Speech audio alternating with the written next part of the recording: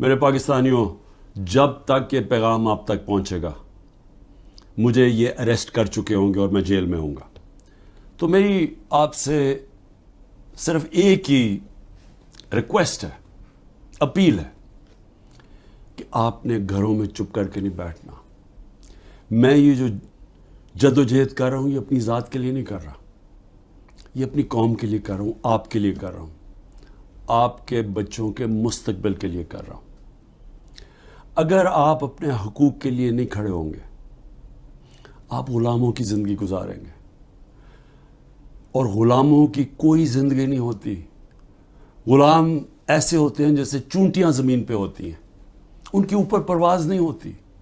और ये बड़ी ख्वाब का नाम था पाकिस्तान, नारा था ला इलाहा इल्लल्लाह। पाकिस्तान का मतलब क्या कि हम कोई इंसान के सामने नहीं झुकते,